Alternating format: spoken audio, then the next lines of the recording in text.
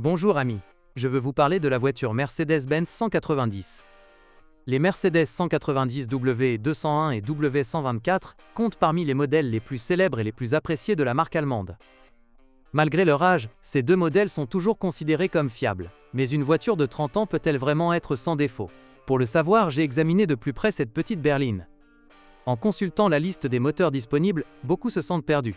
Rien d'étonnant à cela, plus le choix est vaste, plus il est difficile de se décider.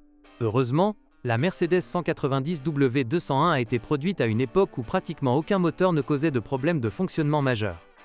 Cependant, toutes les motos ne valent pas le coup. Parmi les moteurs à essence, le choix le plus judicieux sera sans aucun doute une version 2,0 ou 2,3 litres.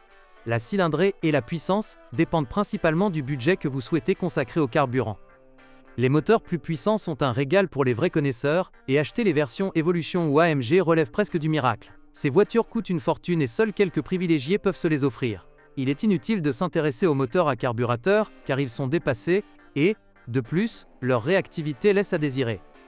Les moteurs diesel ne sont pas non plus trop capricieux, et ont reçu au fil des ans des critiques très favorables de la part des propriétaires du modèle 190 W201. Le meilleur choix dans ce cas est le 2.5 turbo, relativement économe en carburant et étonnamment dynamique. Les moteurs plus petits sont trop lents. Que vous choisissiez un moteur essence ou diesel, n'oubliez pas qu'il ne s'agit plus d'une voiture neuve et que tout moteur peut nécessiter une révision complète. Un moteur essence est toutefois un choix moins risqué. Les diesels affichent souvent un kilométrage supérieur à 1 million de kilomètres. Pour éviter d'acquérir un appareil usé, avant l'achat, vérifiez soigneusement le moteur et ses accessoires pour détecter les fuites et l'étanchéité. Une boîte manuelle à 4 ou 5 rapports pouvait être utilisée à cet effet. Les conducteurs privilégiant un confort de conduite élevé pouvaient opter pour une boîte automatique traditionnelle à 4 rapports. Les suspensions avant et arrière sont toutes deux équipées de triangles de suspension entièrement indépendants. Soyez prudent avec les voitures à transmission automatique, qui peuvent être capricieuses. Pour éviter toute mauvaise surprise, vidangez l'huile de votre Mercedes 190 W201 immédiatement après l'achat. La suspension représente souvent un investissement financier important, mais ce n'est guère surprenant, car elle a déjà prouvé sa robustesse. Les bacs de bras de suspension, les pivots et les amortisseurs sont les composants qui tombent en panne le plus rapidement. Les fuites d'huile au niveau de la transmission sont également un fléau pour la plupart des voitures. Pire encore, de la rouille apparaît sur les passages de roues, les portières et le capot. Merci de votre écoute.